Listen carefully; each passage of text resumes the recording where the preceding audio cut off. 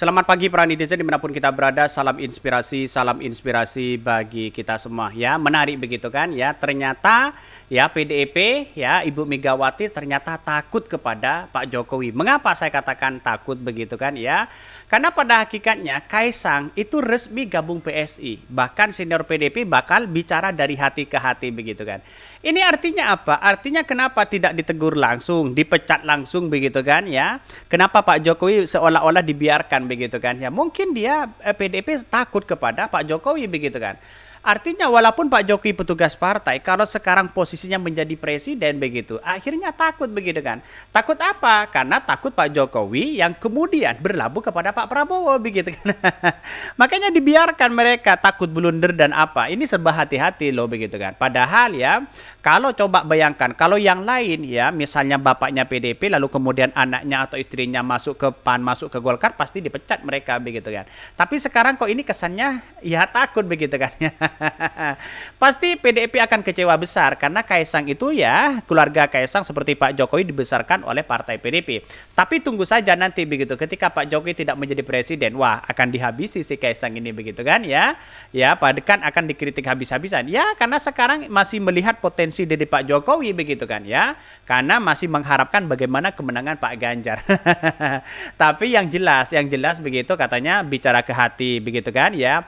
Wajar kalau mau gabung ke situ pasti anak muda katanya begitu. Tapi menunjukkan ya, fakta menunjukkan bahwa kalau seperti ini kan artinya apa? PDIP kan masih lemah begitu kan ya, masih takut di situ begitu. Ini kenapa PDIP masih lemah gini begitu? Padahal sudah jelas sikap Jokowi dukung Prabowo dan anaknya ke PSI, nggak berani ya sama Jokowi katanya begitu. Ini pertanyaan luar biasa begitu ya dari Umar Hasibun begitu. Tapi yang jelas kalau melihat realitas dan perkembangannya mungkin masih membutuhkan Pak Jokowi begitu. Coba nanti setelah tidak menjadi presiden, wah dikritik habis-habisan mereka begitu.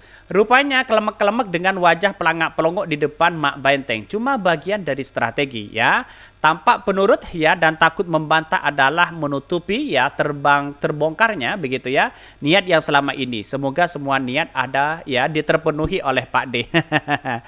Megawati yang ownernya partai aja mencel-mencel begitu kan dengan regulasi partainya ya pantas aja. Petugas partainya mencel-mencel dan regulasi negara. Kasihan Megawati, kasihan kasihan katanya begitu ya.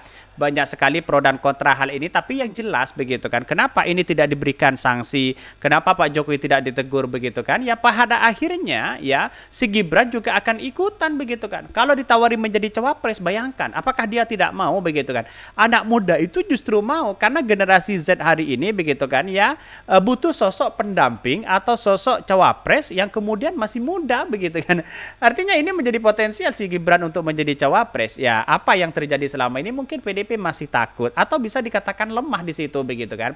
Ya karena masih menunggu, masih para kader mungkin masih menahan diri begitu kan. Coba nanti ketika Pak Jokowi tidak menjadi presiden begitu kan ya, dikritik habis-habisan mereka begitu.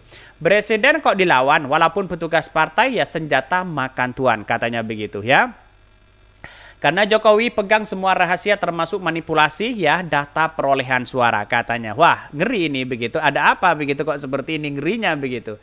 Dan sayang seribu sayang dan akhirnya ya kalau kita melihat realitas perkembangan hari ini Pak Ganjar ternyata sudah kalah di depan mata begitu kan.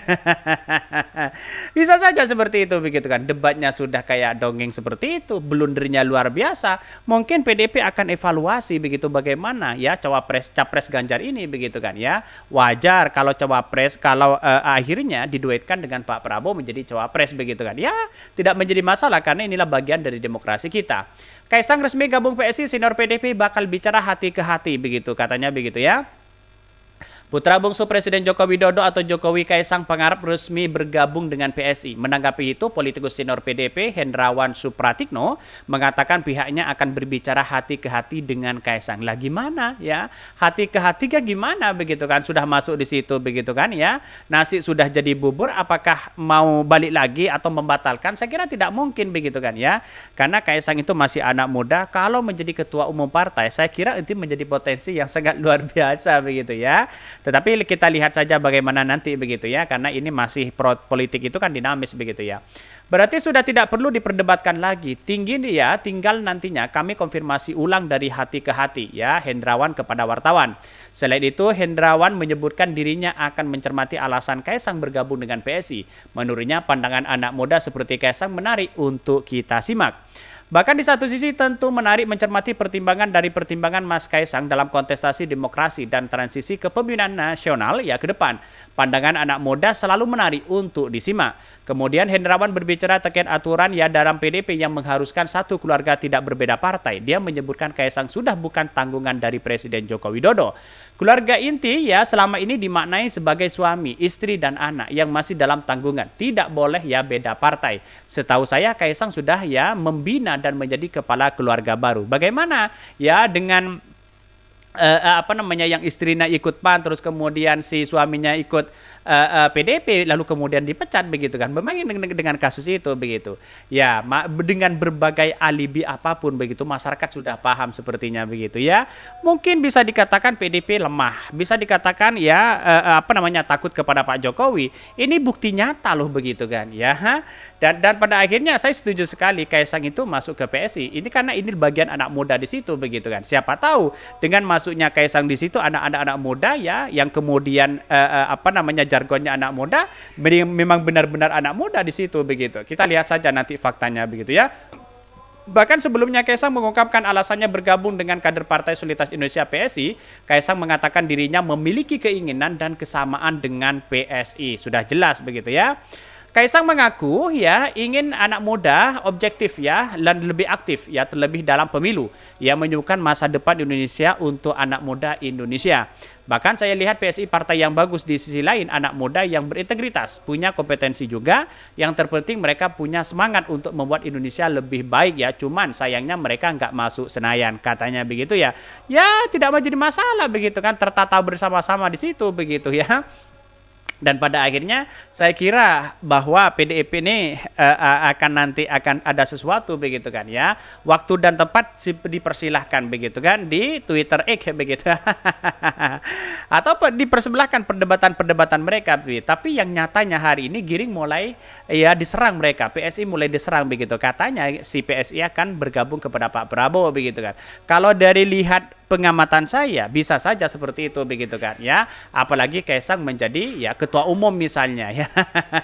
Di situ begitu. Tapi inilah politik kita dinamis begitu, ada pro dan ada kontra begitu. Tetapi menurut saya dengan kalkulasi politik yang ada PSI itu akan tidak lolos lagi di parlemen begitu ya, karena mungkin di satu sisi ya banyak kader-kadernya yang keluar, yang punya potensi di situ banyak yang keluar, dan akhirnya apa, PDP mengatakan selamat tinggal PSI. Ya kita tunjukkan saja begitu kan ya, walaupun ini menarik tapi PSI saya kira tidak akan masuk di di Senayan begitu ya, di parlemen. Mungkin itu ya yang kami sampaikan. Tonton terus channel Hodari Podcast Rakyat ini kan ada berita-berita menarik dan viral setiap harinya. Salam para netizen, salam inspirasi bagi kita semua. Jangan lupa di subscribe dari YouTube Hodari Podcast Rakyat ini.